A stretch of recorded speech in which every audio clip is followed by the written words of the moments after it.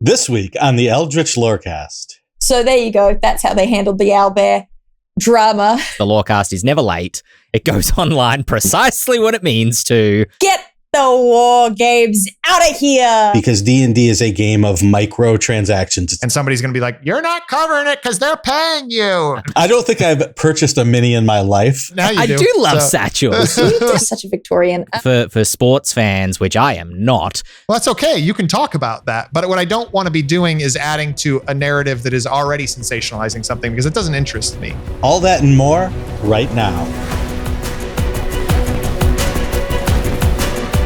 3, 2, 1. Hello, everybody, and welcome to this week's episode of the Eldritch Lorecast, the number one tabletop RPG and D&D and card game and X other game strategy war games. I'm trying to get them in there, but my co-hosts generally don't let me.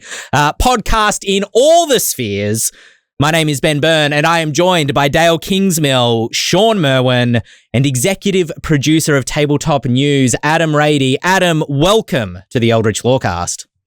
Wow, that was an amazing intro. Bravo. Thank you so much. No, it wasn't. Don't beat him. I have to give Ben some credit there. He barely stumbled over anything. So, I mean, I would call that a pretty great intro. Oh, you can come back anytime you want, Adam. You're my favorite guest so far. Tune in next week for when Adam has my job. Right. I do have a question though for you, Adam, which is, as I just kind of fired through many of tabletop RPGs, board games, strategy war games, card games, let's break them into those loose 4 categories. Which one do you eliminate? Which one do you remove from existence? Oh gosh. I guess gut check I'm going to lose, even though I actually really like them, but I would lose probably strategy war games just because they go on for a long time and maybe I want to eat some dinner or walk away or just, touch grass or something. And it's going for a while, but I do I really do enjoy playing. But yeah, probably those ones would go out of there.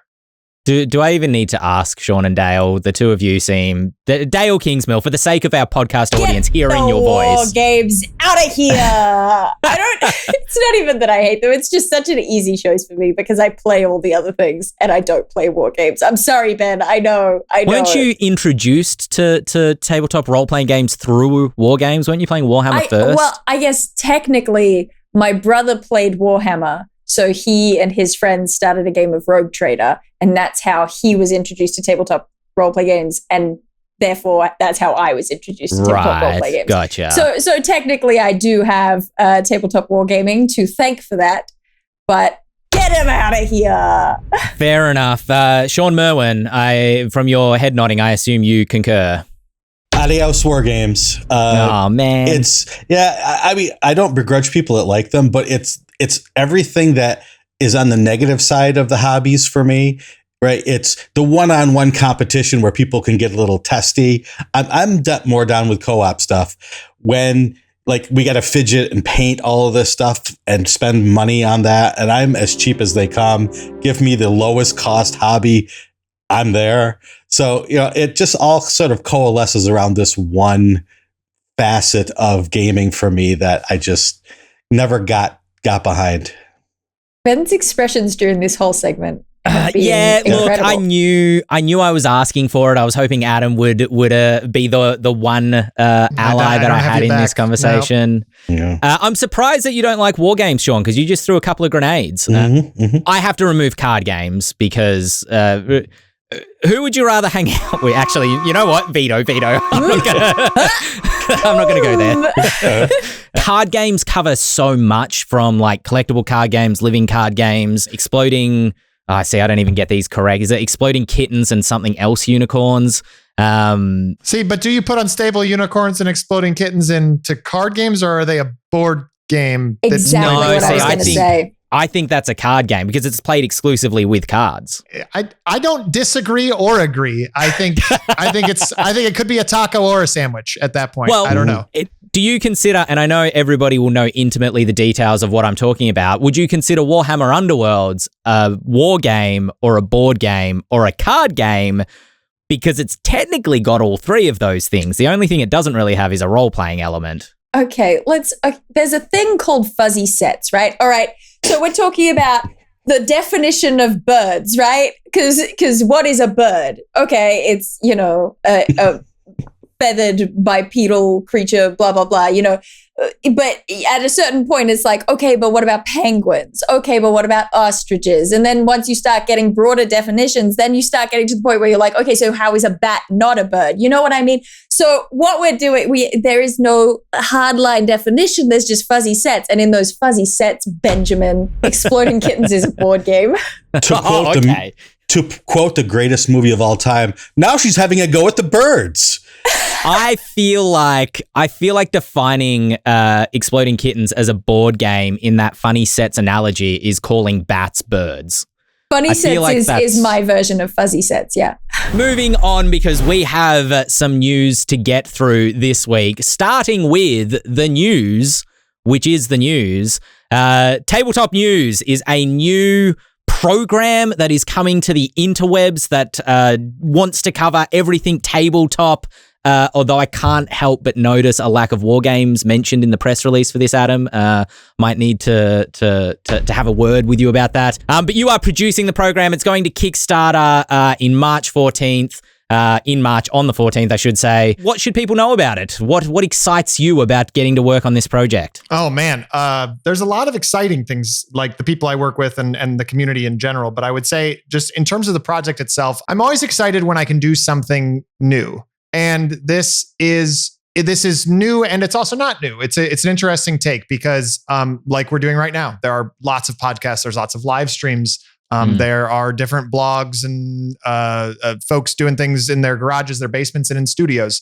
But what we're trying to do in terms of being the first is to make something that's super, super digestible, super short form, and something that you can basically get on the fly and get it wherever you're consuming your content at, because not everybody is on TikTok. Not everybody's on, although it feels like, not everybody's on Twitter. Not everybody's on Instagram. People have their preferred platforms and they start doom scrolling and they start swiping on their preferred platform. So rather than try to get people, hey, come here and watch us, we want to go to them and deliver that. So I think what's exciting to me is always creating something new or some new twist on something that may not have been done before.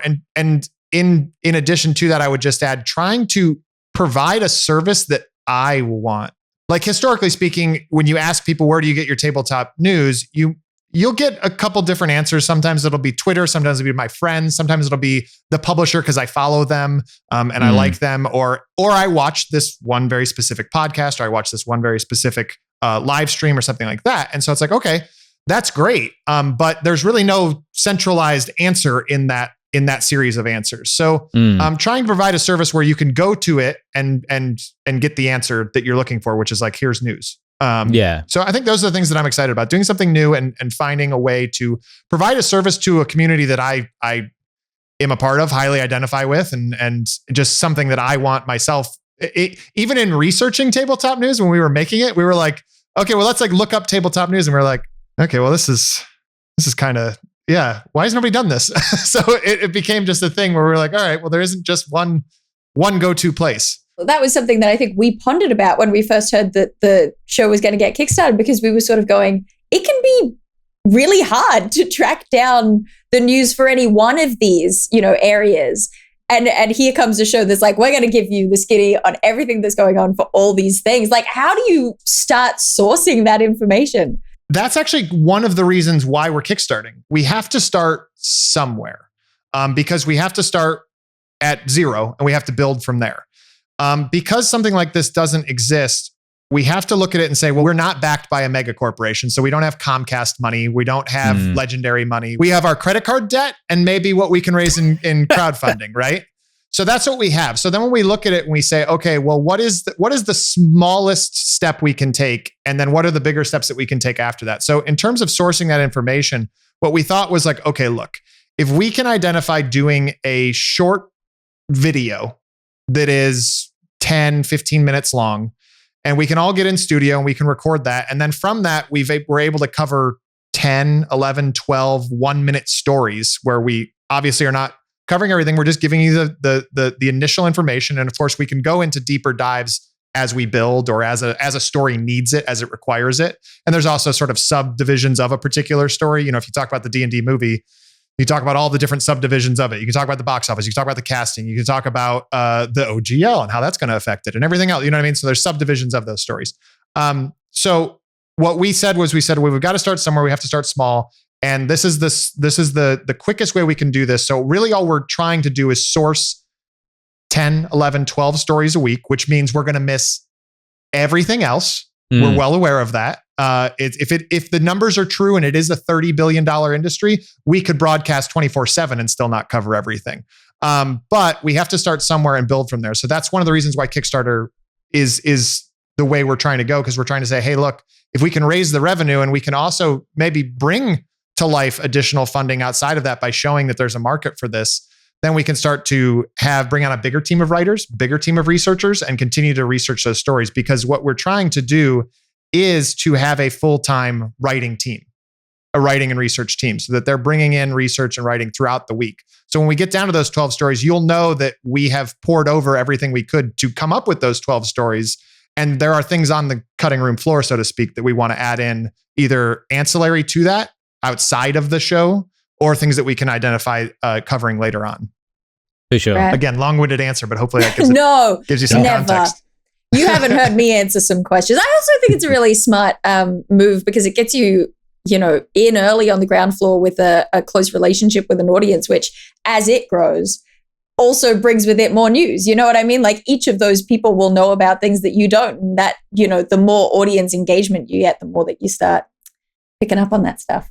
No, I appreciate that. And that is part of it, is like, no one person out there knows all of the games that are out there and all of the systems and all of the players and the people and the third party developers and the peripherals, the dice and the dice bags and everything else that you can be making. So, trying to find a spot. And I mean, look, let's all be honest. What we all really want is shouldn't say we all want it. I'm sure there are people out there that don't want this at all. But what I think is a good thing for the industry, depending on how you do it, is a source of getting information and news. Now, we can all argue about what that source is, what shape it should take, what format it should take. But when you look at something, and I'm going to use like something like a Geek and Sundry, or even like an IGN, where IGN is going to cover video games, right? You're going to go there and you're going to get video game news. Now, again, the internet people of the world can all argue as to whether or not IGN is good or bad at its job, or whether they like it or they don't. But that is a place where you can go, and it is a website. You can read things, you can watch video, you can get all sorts of things. That's certainly something we want to do. But again, we have to start somewhere. And we felt like if we're going to jump into this pool, we're not going to go compete with other podcasts. That's not of interest to us. And we couldn't do it as well as people can already do. We're not going to compete with blogs, because that's just not something, again, that we're situated for. We are content producers. We make cool, awesome video. So how can we do this in a way that is new, and also isn't trying to add on to the already pre-existing content pool? Because there is, sorry, I'm getting a little philosophical on you guys, but like, I think that inherently in the world right now, there's actually too much content. And there's more content than there are human eyeballs that we could ever watch in our lifetimes. So when people are already dedicating 3 hours or 4 hours of their week to Critical Role or any other live play or something like that, well, they still got to take the kids to school. They still have to go to work. They probably want to watch the new Game of Thrones and the new Star Wars and the new Marvel and the new all this and that and the third thing. So when do they have time now to consume your other new live play or your other, thing? So we were like, okay, how do we keep it short and get it to people's eyeballs? Comparing it like it's like tabletop gaming meets Sports Center. I don't know what Sports Center is, but I'm going to assume it's like the footy show, which is what we have here in Australia. And it's the exact analogy that I used with my wife, because she asked me years ago, I was watching a website called Giant Bomb, and I loved they had a show called Unprofessional Fridays, which I loved watching that. And she's like, why are you watching this? Like, it's just a bunch of dudes sitting around playing video games and they're not really doing much else. And I was like, it's because, think of the footy show, right? Why do you watch it like a sports program like Sports Center? It's because you love the personalities, which you have some great people, like the team that you've put together for Tabletop News is fantastic. you're interested in the content. And it's also good cross-pollination because I assume like for sports fans, which I am not, even if you only barrack for one team, you're still interested in the industry news that's happening with those other teams and what's going on over there. So even if you're not a war gamer or you're not a card gamer or whatever it is, you still have this one place that you can come to hang out with these people that you're familiar with and like hanging out with. And you get to learn about the stuff you really want to know about and also get exposure to the stuff that's kind of ancillary to your main interest, which I think is great. I think it has, you know, I started in video games and kind of went into tabletop RPGs as a hobby after the fact, and it kind of became my main hobby. But I found it really hard to find media that felt like all the video game media that exists around that hobby. And I don't know why that is, but I think that this is a really great kind of way to plug that gap a little bit. Yeah, I mean, you've identified. I mean, I'd see Legend of Katie in the chat saying Ben pitches the show better than us. That's Katie Wilson, one of our producers. Yeah, I mean, you've very much identified it, which is like, look, I came here because I like. I'm talking about like somebody scrolling and they see it. They're like, oh, Paizo news. I like Paizo. I like Pathfinder. I like Starfinder. Okay, cool. I've watched that video. Well, now the next video in the sequence or the next part of the episode goes into dog mic GM screens. Oh, wow. I didn't even know these existed. Or, oh, wow. I thought these were only this XYZ thing. They've got a new product. Okay, cool. That's cool. Okay, I watched that. Now there's a new thing about Cthulhu. Well, I haven't really been a fan of Cthulhu before, but I've never really played it. So now maybe I'm going to watch and so you do start to get that exposure to different aspects of gaming, which is what I think is important to us. And if I could really quickly, I see the Cosmic Postman. I don't know if we take questions from chat, but I wanted to just address it if that's possible. Just as part of that, they're asking, with the shorter format, do you worry about sensationalizing topics? Will the writing team be responsible for mitigating that? That's actually one of the reasons why we want to keep it more short form, is that I'm of the opinion there's already too much opinion out there, and so I want the original voices of our talent to come through because they all have different, just like in this podcast, right? You guys like different things, which human beings do, and some people are going to report on a story and go, "Well, that's stupid. I don't like that thing." Well, that's okay. You can talk about that, but what I don't want to be doing is adding to a narrative that is already sensationalizing something because it doesn't interest me. There are other people that already do that. There are other ways to get that content. And I just feel like the world in general already sensationalizes everything to a point where I'm just like, look, is this thing out? Cool. Great. Tell me that it's out. And then I'll go make up my mind if I want it or not. But if I see that a personality like Becca likes it, or maybe Katie doesn't like it, then I might be like, okay, well, why doesn't Katie like it? Or why does Becca like that? So I think that opinion in the right dose is right, but I don't want to sensationalize stories. That's what Twitter's for. Yeah, exactly. So news shows have sort of, when you go to Sports Center, you go to your nightly half-hour news. There's always sort of meetings, production meetings. What are we going to cover? What are we not going to cover? What's worth our time? Are you going to go through that process as well? And do you have people on staff who sort of have gone through that process and will be shepherds of the content or how it's presented? Yes, and also no. And so the no, I'll address the no first. The no is that we are not fully staffed up yet because we haven't run the Kickstarter. We don't have all the funding for it yet. The yes is we are planning for it and want to hire within that. So I come from a background of esports and gaming and all sorts of different things. I was lucky to be the executive producer for G4's Invitation to Party, their big D&D show that then G4 went out of business immediately afterwards because of course it was going to. But the point was I was cool. I got to put D&D on TV. That was neat. So I've worked in TV doing TTRPG. I've done esports.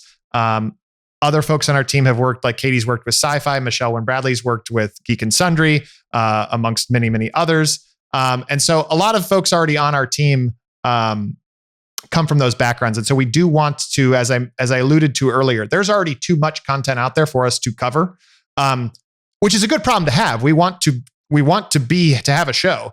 What I think is funny is when people say, well, is there enough TTRPG or not TTRPG? Geez, see, look at that. Is there enough tabletop content out there to cover in a week? It's like, yeah, there's a lot. Like there's a lot. And here's the fun thing to think about, that I get really excited about is like, hey, before there was IGN, before there was Sports Center, before there was IMDb and all those other things like, or E or whatever cover movies, like those type of things.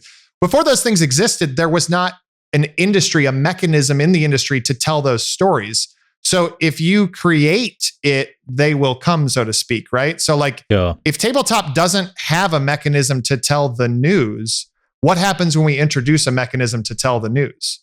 I think that'll be really interesting. And I think that it will only allow us to hopefully cover more, because it would be awesome if we could do a longer show every week, cut up more stories out of it, or if we could do multiple shows a week. Because you're right, Shawn, there has to be a spot where we make hard decisions to be like, we're not going to cover that this week. And somebody's going to be like, you're not covering it because they're paying you. And we're going to be like, no, nobody's paying us anything. You are. The community is paying us, if anybody, for the Kickstarter. So that's how you've made it when the conspiracy theories start flying around. We've already got them. There's already folks out there that are already assuming that we're in the pockets of big D&D, which I've never. I can't believe you'd betray the community. I've never been in. I know, right? Yeah. I have a question for you, and I hope I'm not outing this person, but are you aware that you have a spy in your midst, a mole, if you will, an undercover individual? Speaking of conspiracies. Because Becca Scott has been tweeting out a couple of behind the scenes things, going deep undercover. Yeah, well, look, you say a mole, a spy. I mean, I'm surrounded by them all the time. Becca Scott, Carlos Luna, Serena Marie, Michelle Wynn Bradley, Katie Wilson, Nathan Ondersek, and Xander Jeanneret. So that's our 7 current hosts, which most people will look at that list. Of excellent names.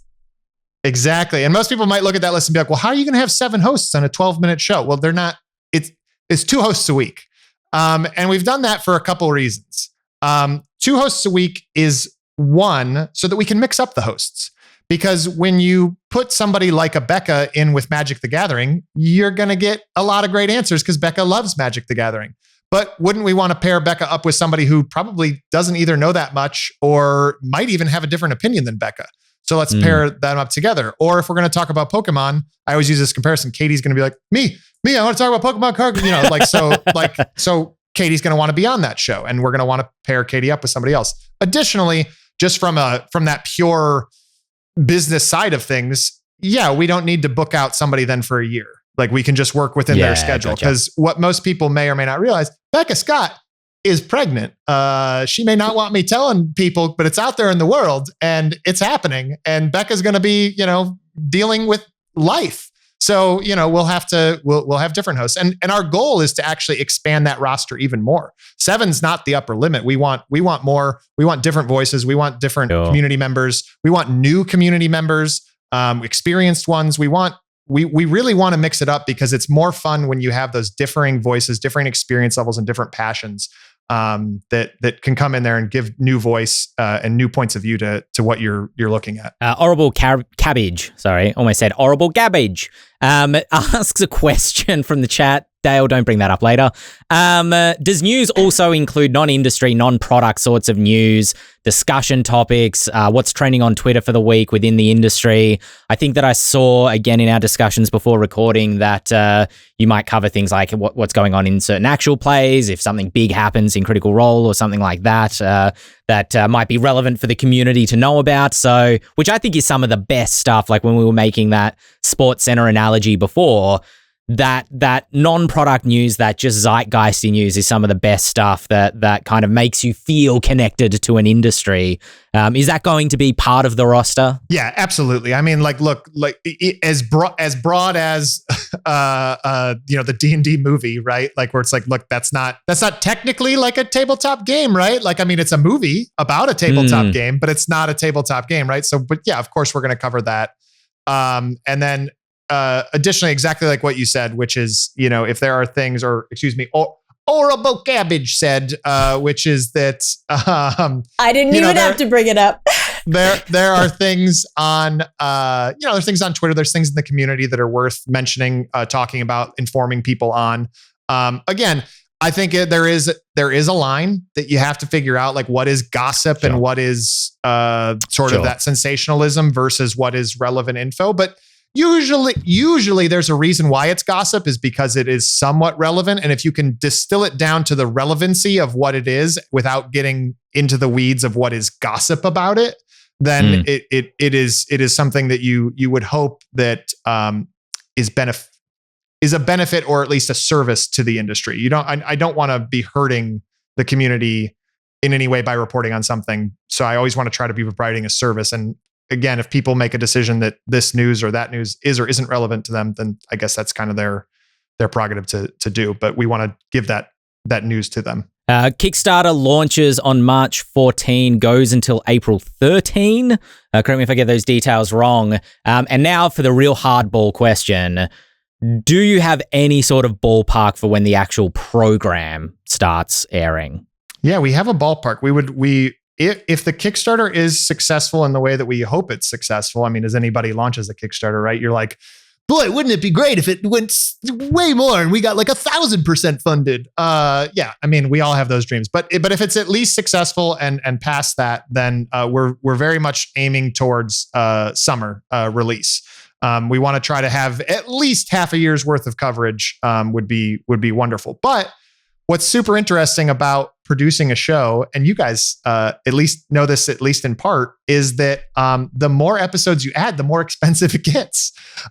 So, that's definitely going to be a thing that happens with the Kickstarter, where, we want people to understand what are the costs of making a show. And I use this example a little bit, which is I used to work in a bike shop, right? Like a bicycle shop. I used to sell bikes. And I use that analogy simply to be like, look, there are real world jobs out there that cost money to the business owner to pay a person, right? So if my salary at that time was like, I don't know, $15-$20 or something, because minimum wage now in certain parts of the US is like $15-$16. So let's call it $20 because it's a specialty skill to work in a bike shop. Great, cool. So $20. So if you assume that, and then you're like, well, that's just a person doing a skill. And if you need them to do that for the entire week as their full-time job, then you've got to give them 40 hours. Then you've got to take that $1,000 to pay them, but then you need a writing team. So then if it's and if you're only getting them in not LA rates, because we work in LA. So again, this is all assuming people are operating off of costs that aren't LA costs, because I can tell you there are a lot. But the idea there is, okay, so you have a room of writers, and if you got 5 writers, well, there's $5,000 a week. That's crazy. That's insane. So how do we do that? How do we make that happen? So it's a lot of us troubleshooting as producers to try to figure out these things and do all that, which is not a question you would all ask, Ben, but I wanted to get into just the difficulty of producing a thing and why we don't yet know how long our run will be, because it will really be up to the community to help us hit our goal and exceed our goal to help us add more episodes, because episodes are surprisingly expensive as a weekly show that you are researching throughout the week. If it was something where we sat down and recorded 10 episodes of a podcast in 2 days, it's a lot cheaper to do that, as I've done before, than it is to every week show up, bring in a cast, a crew, and pay weekly staff of writers and researchers.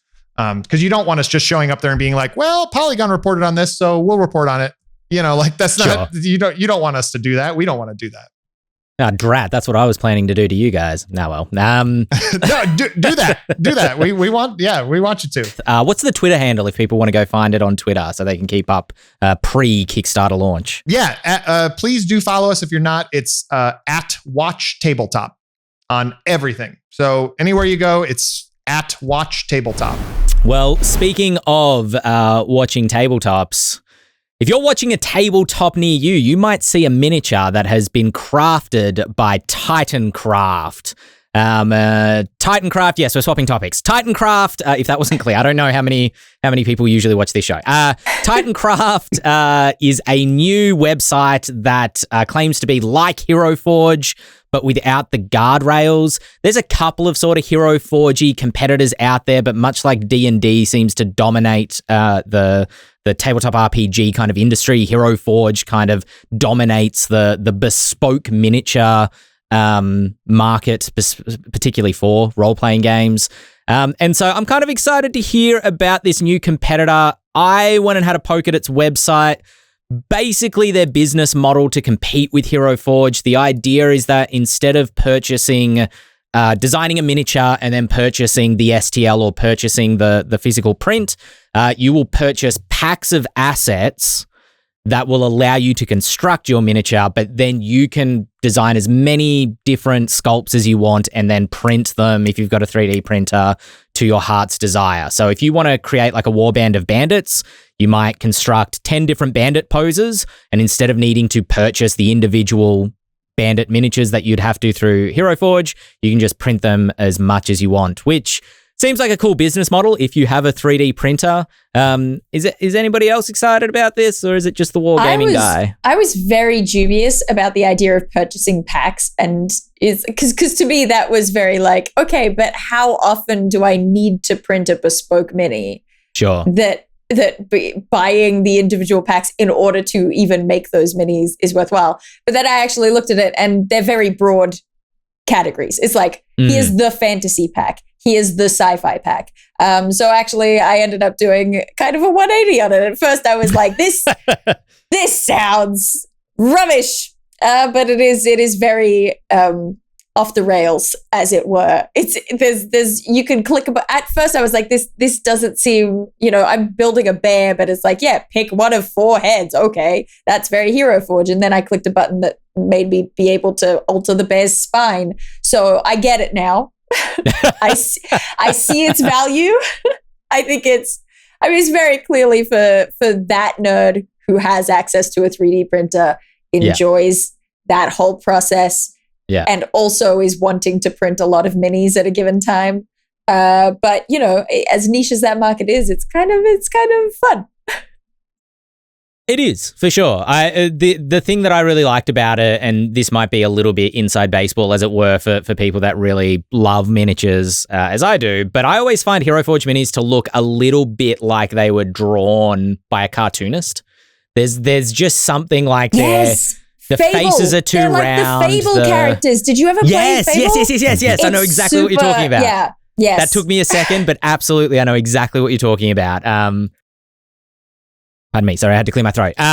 Yes, they do. And so it can be hard when you're trying to run like a dark fantasy campaign. If you want to create like your vampire lord BBEG, he just doesn't look quite threatening enough in Hero Forge. And they've come a long way in terms of like they went from the little bat wings to the big kind of bat wings and angel wings and things that you can put on a Hero Forge mini now. So they're trying, but I think that Titancraft is a good, or Titancraft, sorry, I should get the name of it right. Titancraft is a good kind of alternative if you are looking for something that doesn't look like it's from Fables: The Lost Chapters.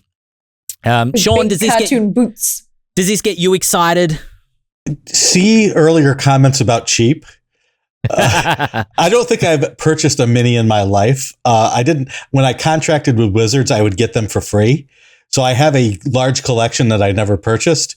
So I will just pick through those when I need specific ones. If I go back to running a lot at conventions, I may look into this because I might run the same adventure, 30 times over the course of a year. So getting the exact right mini might be important for the people that are playing at the conventions and paying money to play.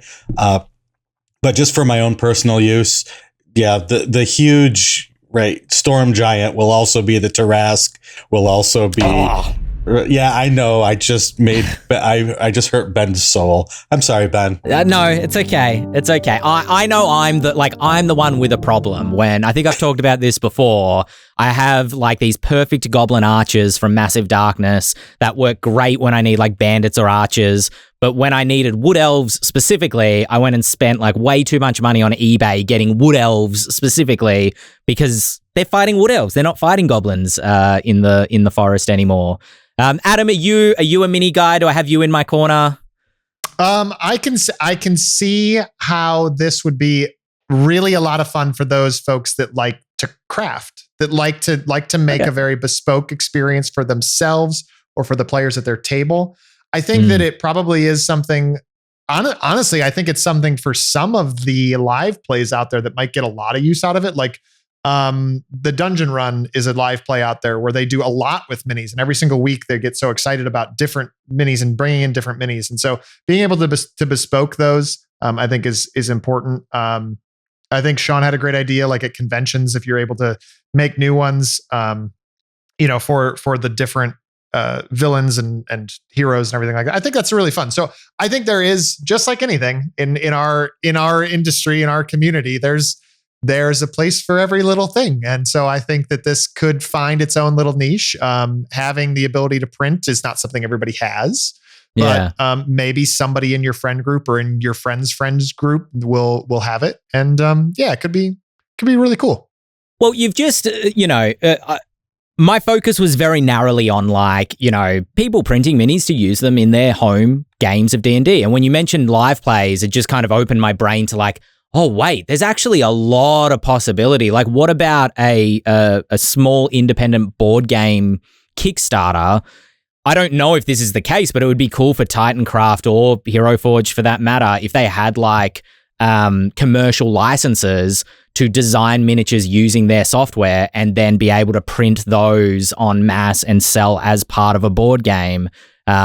Would be a cool idea. I don't know if that's something that's ever occurred to any of these sort of companies, but the possibilities of once you kind of broaden beyond the scope of a single D&D game actually are a lot more limitless when it comes to this sort of technology and these sort of businesses. So I think it's also cool if you have I'm going to ruin the term because my brain's not working, but like a community marketplace where folks could also create their own and put it on your marketplace, and they, the company gets a percentage and you get a percentage too. But I think that could be really cool, especially as it's a print from home model. So you can just upload your STL file or whatever it is. And then they can sell it and you get this is Ben's pack of awesome satchels because he likes satchels. I don't know. I don't know that you do, Ben, but now you do. I do love satchels. Now that you mention it, like satchels. Actually, wear a satchel everywhere I go. All right, let us. Speaking of satchels, I believe most probably to keep all their equipment in, one of the characters from the D&D movie carries around a satchel. I'm going to say that's true. Did any of you get a look at? This was breaking just before we went live. I'm not signed into D&D Beyond on this computer, so I'm going to rely on you to tell me about them. I had a quiz this morning. This is what Ben is talking about is that D&D Beyond have character sheets for the characters from the D&D movie that you can now access and download. I don't know if you can download them. I didn't download them, but they are in my account and I can read them and use them. And they're fun. They're really fun. They don't look like character sheets. They're more like they are NPC stat blocks. So just for people who were thinking, yeah, I can play as them. It's less that. For everyone curious, yes, the Druid's stat block does include a reference that specifically says change shape. Derek magically transforms into a beast with a challenge rating of 3 or less, or into an owlbear. So there you go. That's how they handled the owlbear drama that should never have been. But no, the thing that stood out to me is that all these character sheets, you've got Derek and they say medium humanoid druid, as you would expect. You've got Edgin, medium humanoid bard. And then a couple of them just don't have a class listed, even though they have features that seem specifically to relate to a class. So Forge Fitzwilliam, medium humanoid, does not list rogue, but he has several rogue abilities. The barbarian character, who clearly is a barbarian, doesn't list them as a barbarian, which is just interesting. I wonder if there's a bait and switch going on. All right, this is a fan theory. I don't know anything, so this is not a spoiler. This is purely a fan theory. But the thing along those lines that jumped out at me was the challenge rating. The challenge rating of most of them is 5, and then there's a stat block for the Red Wizard, sort of main villain, it seems, of the film. Their challenge rating, I think off the top of my head, again, because I don't have it in front of me, is 15. Thank you, Shawn. Mm-hmm. And then the Paladin's challenge rating, I think, is 10 as well, which is a lot higher than the rest of the quote-unquote party. I'm wondering if Hugh Grant's character is a bit of a bait and switch. He ends up on the side of the good, and the Paladin character ends up being kind of a side villain or a main villain at the end of the story. They defeat the Red Wizards, and then he becomes kind of the final boss because of his Paladininess. Interesting, because Hugh's character, what's his surname? Grant. I've got all the Hughes mixed together in my head. You're such a Victorian. Anyway, Hugh Grant is listed as... That was an Australian joke for our viewers. Castle.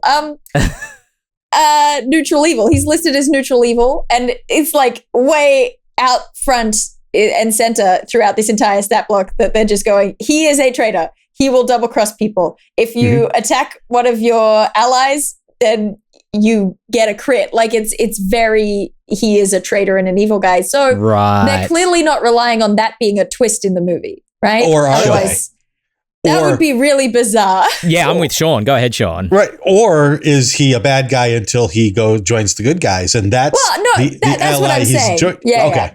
Right. What I think I'm saying is that they're leading us to expect him to be a fake goodie who betrays the goodies. But they wouldn't be putting that out in a stat block if that was meant to be a twist. So the twist has to be something else. And I think you guys might be onto something. Yeah. Yeah. I don't know. I wonder if they have accidentally let this go in the stat blocks, but not in the way that they think they have.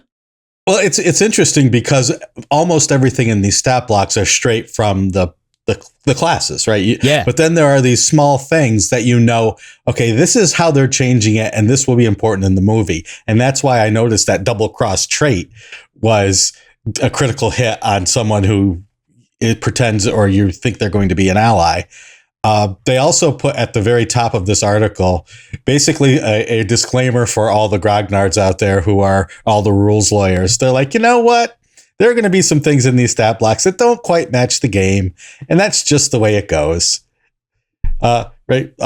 Forge uses his heavy crossbow and also does extra poison damage. It's not because it's actually poisoned. It's just talking about how his character is. I thought that was hilarious that it needed to be said at all.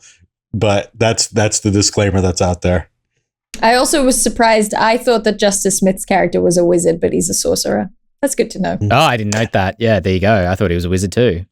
And I love how all these characters are missing are the 4 traits, flaws, bonds, and right. But it does sort of do them. It just doesn't name them specifically. It gives that little paragraph of background. But I also love how the sorcerer is a wild magic sorcerer. But it gives that explanation for why. It's because he can't control its magic. Normally, if you get a player that uses it, they're just all about the chaos. I love chaos.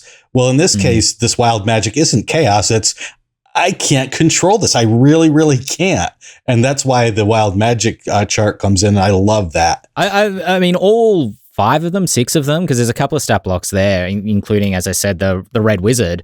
They actually all seem to look good and work really well as general stat blocks for a general character in your campaign. If I need a rogue that's kind of a little bit tougher than the spy or the scout stat block, I might actually think about using this. And the sorcerer as well has a cool couple of abilities on it. So I think that these are actually, like, if you have D&D Beyond and they're free on there, go check them out because that might really be useful for a campaign, even not in the context of the movie itself. Also, we now have it explained why it's a dagger sword. I thought that was the dumbest name for a weapon, the dagger sword. Is it a dagger? Is it a sword? Turns out it's both. Thus, the dagger sword. It's very Power Rangers-y. I like that. Speaking of things that are 2 things, because they're both a unique system and 5e, Black Flag talked about their playtest kind of feedback that they got from from playtest packet 1. But what I'm sort of more interested in is them talking about what's coming out in playtest packet 2, which seems to be a broader splintering from 5e as we know it necessarily. They've listed out that in the next playtest packet, they're going to talk about the 4 sources or 4 circles, as they've worded it, of magic. Arcane, yep. Divine, Primordial, okay. And Weird, W-Y-R-D. First of all, I am interested in hearing what they said about the feedback to the first packet. Did you read the first packet, Adam? Sorry, I just been enjoying. I only read part of it, so I did not read the whole thing. I am curious where they're going with weird, because weird is it's like a Norse adjacent concept that's basically sort of fate or destiny, right? Right. And so I imagine that's where they're going with it. It has also over time been used to indicate like a specific individual or a creature, kind of like an elemental. But the sort of core thing, the weird, is your destiny. So I don't quite know what to picture as a whole school of magic for that, but I am intrigued. Yeah, it's important to remember too that Kobold Press has this huge backlog of gaming content that goes all the way back to 3rd edition. And a lot of it is Midgard, which is sort of a Norse-inspired thing. So they could be going back and drawing up on all that content that they've put out over the years to find new ways to bring this into Black Flag. What I'm most interested in is this luck mechanic to replace inspiration, because inspiration is this weird, great idea that was brought in to D&D, but it's sort of based on the fate points from Fate and the bennies from Savage Worlds, and these sort of ways to use one big piece of currency to change things. That doesn't work for D&D, because D&D is a game of microtransactions. It's a game of rolling 72 times over the course of a battle, not rolling twice to determine your fate. So I'm interested to see if this luck mechanic will stick close to what inspiration tries to do, but generally fails miserably, or if it goes in this other direction and becomes something bigger, something more of a storytelling currency, rather than just, re-roll a D20 or add an extra 2 points to your roll or whatever it seems to be in other games. A system I always thought was really, really cool, and I really haven't gotten to play it very much, is the Cortex system, which has plot points, or at least an older version of it did. I'm not sure if the new version of it, because I know they've gone through a couple versions now, but the plot point system I always thought was cool, because you could affect the plot a little bit if you only had a plot point, or you could affect the plot a lot if you had multiple plot points. And I like that type of idea, because I love the idea of calling it plot points. Like, I love the idea that that is the plot. It is the story. So having a luck mechanic to influence how something plays out in the story is very interesting to me. And so anything that does get away, because I appreciate what you said, Shawn, which is that, traditionally D&D and games built around, the D&D system are microtransactions. There's rarely ever that. There certainly can be those big moments, of course, where a D20 roll is paramount. But I think it's more interesting as a storytelling device to be able to choose your moment when the story needs to be influenced in a way. I think that's really cool. Yeah, because you're totally right. With D&D, it's more like a resource management game, right? Like, I have X number of spell slots. How do I manage these to, make it through the day or whatever? Whereas these games, like, Fate, Cortex, they have these overarching meta currencies that are core to the system. And so they're really great game concepts that work really well in games that are built for that. Whereas D&D really did just try to take a meta currency element and kind of slap it on. But there's no economy for it. Hey, I made it a metaphor in the end, but I have regrets. Jumping back to the weird school of magic, I was initially my brain was going more towards, like, is it more like the occult thing in Pathfinder 2E?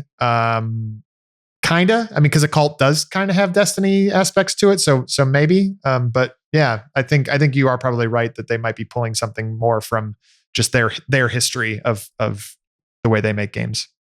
I kind of hope so, because the chat basically echoed that as well, and I thought the same thing when I first read it. Was weird was going to be like, eldritch, we don't want to call it eldritch because that's too common a term, so let's find another word that kind of people associate with that. What about weird? And I didn't know this until Dael started speaking, and then the rest of you kind of supported that, but I had no idea that weird had any sort of connection to Norse fates or anything like that. I would have assumed it was sort of Lovecraftian as well. First 8 levels of the fighter and the wizard we're going to get. Cool. Dael, what jumped out at you from what they said about the previous playtest packet? Because to be honest, a lot of what I read there. Oh, okay. All right. Well, I thought you were going to tell me. Well, let me slam through the dot points, but to my memory, first kind of skimming through them, it didn't seem like they said a lot. You know what I mean? They said that based on the big points from what they collected from Playtest Packet 1 feedback, they are going to dot point 1, develop existing talents to build out the full talent catalog. So they're going to add more talents. Okay, I assume they would have done that anyway. Talents were basically feats, were they? Yeah. Okay.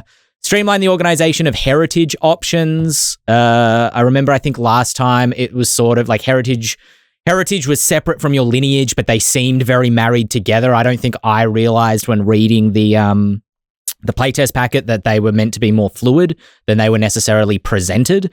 So I think maybe they want to lay those out a little bit more clearly so that you're not. They don't just seem like sub races of a specific race, but they seem like they're fully separate things.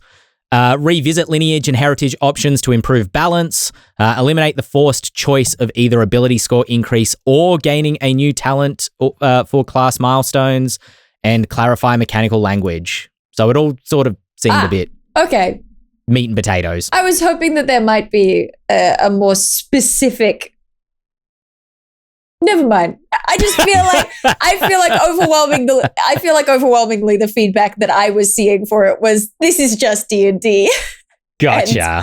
And I was kind of hoping that we would get some direct response to the sort of specific recurring phrases that I saw a lot. I think maybe they're... Go ahead, Adam.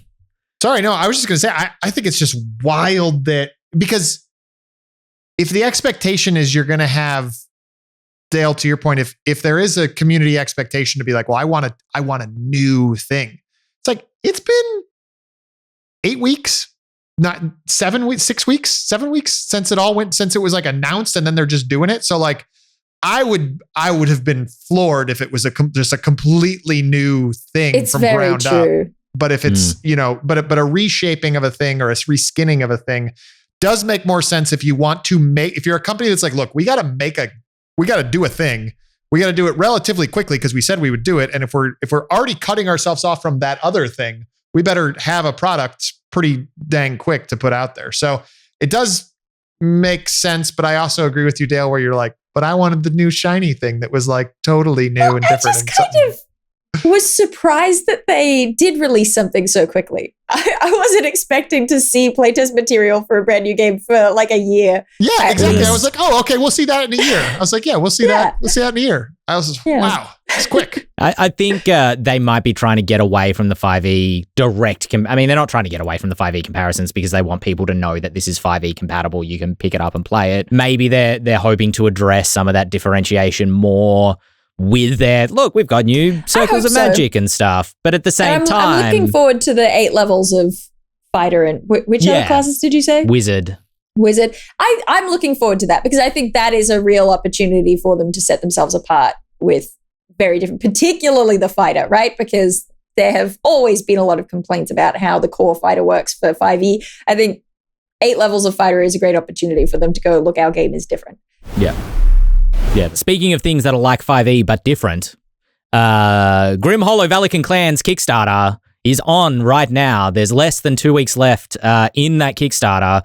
So if you've been following along, if you've been sitting on the fence, you're starting to run out of time to back it, but it is a fantastic Kickstarter. We did a video 2 weeks ago showing off the new raid mechanics that are featured in that Kickstarter. Dael, not to put you under pressure, I meant to ask this last week. Did you end up watching that video? Have you exposed yourself at all to Valikan? I haven't watched the video, okay? But Maddie P would be so disappointed. Look, I don't need this judgment, but I have gone through the Kickstarter. And the bit that I'm very excited about is the map, the almost mini game style map for raiding. That's the thing that I was like, I wasn't sure about raiding, and now I must do it. I was the same way. Even when I was working on it and people were pitching it to me, I'm like, we said I'm not a war gamer. So I was like, okay, yeah, we're gonna. And then they started to show me the iterations. I was like, okay, this is. Oh yeah, my players. Oh, not only am I going to use this, I'm going to modify this to use it in so many different ways, because it is such the perfect step from just a typical RPG session to a larger battle, a larger view of a conflict. Mwah, wonderful. So you can check out Ghostfire Gaming's YouTube channel if you want to see that video, or there's a link to the Kickstarter. It'll be there. I think I always panic whenever I have to do this thing on YouTube. I'm like, which way is it? I got it wrong in the last video, but you'll figure it out. Link down in the description. I think it's always over your left shoulder. Is it? Okay. All right. Cool. I'll try to remember that. Instinct tells me. Or towards that bookshelf is what I'm going to remember from now on. The small bookshelf. But up. Yeah, but up. Yeah, go click. Well, actually, it'll be above Shawn. You should have been there during the olden days. They used to move it around every which way. Oh, you never knew where the subscribe button was, Ben. I remember the olden days. I was really disappointed that like the end of video embeds that you can do, and it's like the thumbnail and everything. Couldn't you used to just put that anywhere throughout your video? And throughout the video, annotations. I miss annotations. You make a box. It's any color you want. Is it a border or is it a filled in color? Does it have writing or does it not? I made an advent calendar one year that was just a video with different boxes that were invisible that you had to find around the picture. I think I remember that, or I remember that it was either that or it was some other channel that I watched, and they basically made a choose your own adventure, and it was using those annotations, and you'd click through to the next video. Man, when YouTube was cool. And it still is, because you can find the Eldritch Lorecast on YouTube. If you're not already listening to this podcast, it is on YouTube. Ghostfire Podcast is the name of the YouTube channel, or you can just search Eldritch Lorecast. Eldritch Lorecast. I will pronounce it again with my Australian accent. Lorecast. Got to make sure those R's are nice and pronounced. Ew.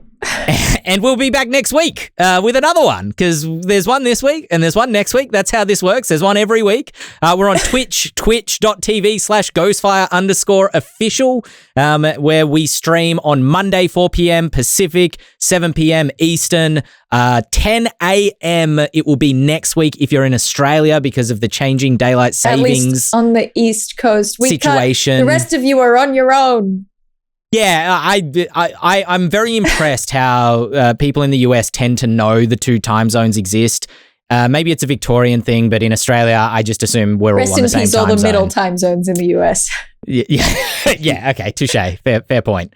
So come hang out then. Otherwise, I don't know. How am I doing on this outro, Dael? 6 out of 10, 10 out of 10? You know I'm always judging you. Yeah, I put it all in the intro. I didn't even think about the outro.